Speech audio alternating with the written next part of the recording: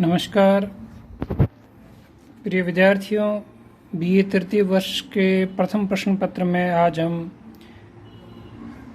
यूरोपीय कंपनियों में दो महत्वपूर्ण कंपनियां अंग्रेज और फ्रांसीसियों के बीच में हुई स्पर्धा के बारे में पढ़ेंगे। चूँकि यह स्पर्धाएं कर्नाटक के क्षेत्र में हुई थी, इसलिए इसको कर्नाटक के युद्ध के नाम से जाना जाता है। पिछले टॉपिक में मैंने आपको बताया था कि इन तीन युद्धों का क्या परिणाम हुआ। तो आज हम इन तीनों युद्धों के बारे में डिटेल से पढ़ेंगे कि कर्नाटक के युद्ध। तो सबसे पहले तो मैं ये ध्यान रखना है कि कर्नाटक के जो युद्ध हुए हैं ये अंग्रेज और फ्रांसीसी कंपनी के बीच में हुए हैं। अंग्रेजों और फ्रांसीसियों के बीच में हुए हैं। लेकिन ऐसा नहीं है कि ये केवल दो कंपनियां ही लड़ी थी। क्योंकि कर्नाटक युद्ध क्षेत्र था, इसलिए कर्नाटक के आसपास के देसी राज्य भी इनमें शामिल रहे। वो किस प्रकार से रहे, क्यों शामिल रहे और इनके शामिल होने से दक्षिण की राजनीति पर क्या प्रभाव पड़ा, इसके बारे में भी हम आज इसी टॉपिक में पढ़ेंगे। तो आइए शुरू करते हैं। कर्नाटक के युद्ध 1746 से 1763 ईस्वी के बीच में तीन कर्नाटक के युद्ध हुए। पहला कर्नाटक का युद्ध 1740 से 1748 के बीच में हुआ। इस युद्ध का जो कारण है, वो जो तात्कालिक कारण है वो यहाँ मैंने लिखा है। ऑस्ट्रिया एक यूरोप का एक देश है। ऑस्ट्रिया के उत्तराधिकारी का प्रश्न। ऑस्ट्रिया एक छोटा सा देश है और वहाँ के शासक के उत्तराधिकार कौन बनेगा, इसके लिए यूरोप में इंग्लैंड और फ्रांस आपस में लड़ रहे थे। तो भारत में भी इंग्लैंड और फ्रांस के लोग आपस में शत्रुता का भाव लिए हुए थे और इसी कारण से तात्कालिक कारण यही था कि ऑस्ट्रिया के उत्तराधिकार के प्रश्न पर दोनों के बीच में भारत में भी युद्ध लड़ा गया। लेकिन केवल यह एकमात्र कारण नहीं था, कुछ और भी कारण थे। जैसे जो फ्रांसीसी कंपनी है वो 1740 से पहले व्यापार में रुचि रखती थी। उसकी सत्ता प्राप्ति करने में, राज्य प्राप्त करने में कोई ज़्यादा रुचि नहीं थी। लेकिन जैसा कि मैंने बताया, 1742 में डुप्ले की नियुक्ति हुई। डुप्ले एक महत्वाकांक्षी गवर्नर था और उसने भारत में अपना प्रभाव बढ़ाने के लिए, फ्रांस का प्रभाव बढ़ाने के लिए संघर्ष करना शुरू कर दिया। इसलिए फ्रांसीसी वो आक्रामक होने लगे। इसी के कारण है वो पहला अंग्रेजों और फ्रांसीसियों के बीच में युद्ध हुआ। लेकिन इस युद्ध में भारतीय, जैसा कि मैंने अभी कहा, भारतीय राज्यों की भी कुछ भूमिकाएं थी। तो भारतीय राज्यों की क्या भूमिकाएं थी और ये युद्ध किस प्रकार से बढ़ा, इसके बारे में शॉर्ट में ही पढ़ लेते हैं। जब डुप्ले अपनी शक्ति को बढ़ाने का प्रयास कर रहा था तो उस समय वो, उसका जो केंद्र था वो पांडिचेरी था और डुप्ले ने उस समय कर्नाटक के नवाब अनवरुद्दीन से निवेदन किया कि किसी भी प्रकार का युद्ध नहीं होना चाहिए। लेकिन इसमें भी डुप्ले की चाल थी। वो चाहता था कि अंग्रेज शांत रहें और मैं थोड़ा आगे बढ़ूं और इसी प्रयास से उसने हिंद महासागर में एक छोटा सा देश है मॉरिशस, ये भी फ्रांसीसियों के कब्जे में था मॉरिशस। और वहाँ का जो गवर्नर था ला बुर्दाने, उसको डुप्ले ने बुला लिया और मद्रास पर अधिकार कर लिया, जो उस समय अंग्रेजों के अधिकार में था। तो मद्रास पर जब अधिकार कर लिया तो डुप्ले ने कर्नाटक के नवाब अनवरुद्दीन को आश्वासन दिया था कि अधिकार करने के बाद में मद्रास कर्नाटक को दे दिया जाएगा। लेकिन डुप्ले ने मद्रास नहीं दिया। इसी मुद्दे पर ला बुर्दाने और डुप्ले के बीच में विवाद हो गया और वो वापस मॉरिशस चला गया। इससे डुप्ले वापस एक अकेला हो गया। लेकिन इन सब चीज़ों से अंग्रेज़ों को काफ़ी धक्का पहुंचा और उन्होंने भी अपनी युद्ध की तैयारियां शुरू की। लेकिन अभी उनकी ज़्यादा इतनी शक्ति नहीं थी और डुप्ले ने इसी समय अंग्रेज़ों की एक और बस्ती सेंट फोर्ट डेविड भी अधिकार का प्रयास किया गया। लेकिन डुप्ले वहाँ पर 1.5 साल तक घेरा डाल के रखा और वो जीत नहीं सका और इससे अंग्रेज़ों का मनोबल बढ़ गया। अंत में 1748 ईस्वी में यूरोप में जब उत्तराधिकार का ये युद्ध खत्म हो गया तो इनके बीच में एक्स ला सापेल की संधि हुई और उस संधि के माध्यम से भारत में भी कर्नाटक का पहला युद्ध समाप्त हो गया और दोनों कंपनियों ने जीते हुए प्रदेश एक दूसरे को वापस लौटा दिए और इस प्रकार से पहला कर्नाटक का युद्ध है वो अनिर्णित तरीके से समाप्त हुआ। दूसरा जो कर्नाटक का युद्ध है उसका जन्म, विस्तार और अंत भारत की परिस्थितियों में ही हुआ। इसके पूरे कारण भारत में मौजूद थे।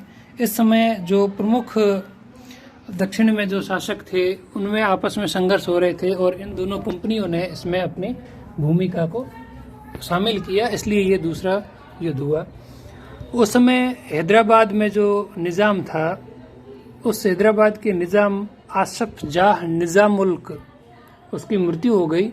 उसके बाद में उसके दोनों उत्तराधिकारी मुजफ्फर जंग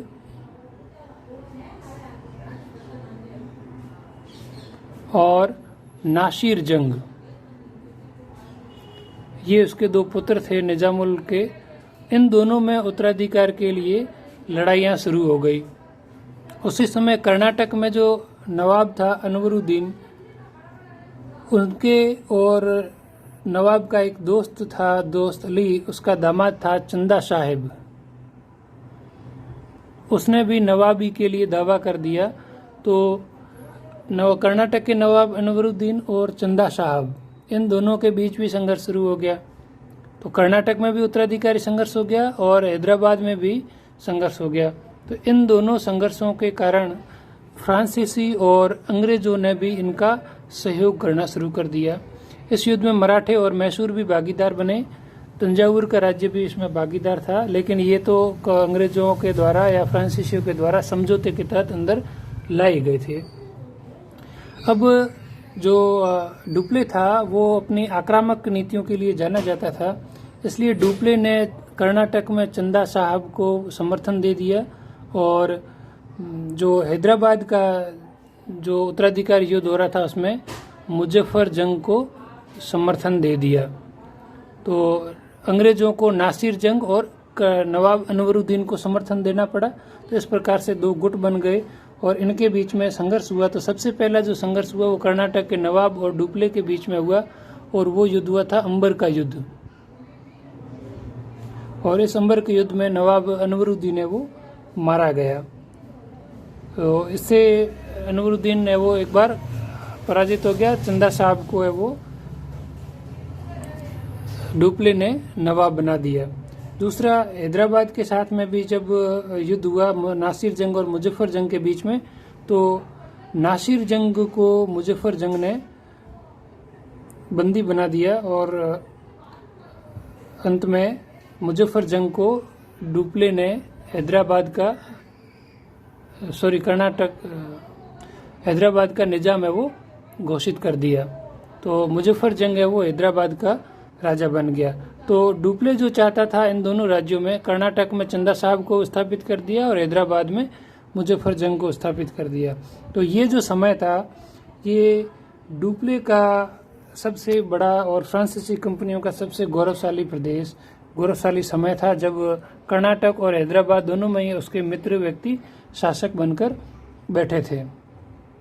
लेकिन इसी समय मुजफ्फर जंग की हत्या हो गई और वो भी इस दौड़ से बाहर हो गया और ये डुप्ले के लिए बहुत ही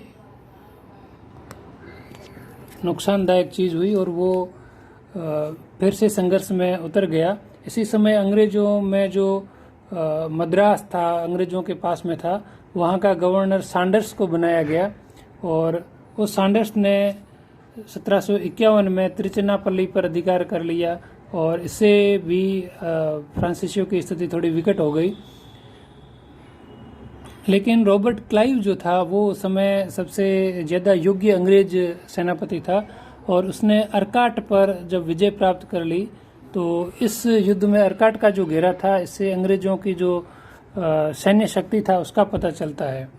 तो ये सभी जब घटनाएं हुई तो युद्ध है वो काफ़ी लंबे समय तक खिंचता गया। इससे फ्रांस में डुप्ले के प्रति असंतोष बढ़ गया और अंततः डुप्ले को वापस बुला लिया गया। जब डुप्ले को वापस बुलाया तो भारत में जो फ्रांसीसियों का जो गवर्नर है वो गोडह्यू आया और गोडह्यू थोड़ा अदूरदर्शी राजनीतिज्ञ था, इसलिए संधि की वार्ताएं शुरू हो गई और अंत में 1755 में पांडिचेरी की संधि हो गई, जिसमें दोनों को अपने अपने जीते हुए प्रदेश वापस प्राप्त हो गए, हारे हुए प्रदेश वापस उनको प्राप्त हो गए। लेकिन पांडिचेरी की जो संधि हुई, इसमें वास्तव में जो नुकसान हुआ वो फ्रांसीसियों का हुआ, क्योंकि उनके पास में ज्यादा क्षेत्र जीता हुआ था, वो वापस अंग्रेजों को उनको देना पड़ा। तो दूसरे युद्ध में भी अंग्रेजों की तुलना में फ्रांसीसियों का पलड़ा भारी रहा, लेकिन डुप्ले के जाने के बाद में फ्रांसीसी कमजोर हो गए और तीसरे युद्ध की ओर बढ़े। तीसरा युद्ध जो हुआ, इसकी पृष्ठभूमि भारत की बजाय फिर से यूरोप में तैयार हुई और यूरोप में उस समय सप्तवर्षीय युद्ध हुए, जो 1756 से शुरू हुए और 63 तक चले। 7 वर्षों तक युद्ध चले, इसलिए इनको सप्तवर्षीय युद्ध कहा जाता है। ये सप्तवर्षीय युद्ध हुए और इन युद्धों के कारण भारत में भी अंग्रेज और फ्रांसीसियों की कंपनी आपस में लड़ाई करने लग गई। इस समय जो फ्रांसीसी कंपनी का जो गवर्नर था वो लाली था, लेकिन वो इतना ज़्यादा योग्य नहीं था। उसने हैदराबाद से हैदराबाद में जो फ्रांसीसी सैनिक था बुशी, उसको भी बुला लिया अपने साथ में। और जब हैदराबाद से बुशी वहाँ आ गया तो पीछे हैदराबाद वो सूना हो गया और वहाँ पर अंग्रेजों ने अपना प्रभाव बढ़ा लिया। और तंजावुर पर जब लाली ने आक्रमण किया तो वो उस तंजावुर को जीत नहीं सका, और फिर मद्रास पर आक्रमण किया तो मद्रास को भी नहीं जीत सका। और अंत में जो अंग्रेजों ने है वो अपनी धीरे धीरे शक्ति बढ़ानी शुरू कर दी और अंत में 1760 ईस्वी में एक लड़ाई हुई मद्रास और पांडिचेरी के बीच में, जिसका स्थान का नाम था वांडीवास। और इस वांडीवास की लड़ाई में अंग्रेज है वो जीत गए और फ्रांसीसी हार गए। ये एक निर्णायक लड़ाई थी।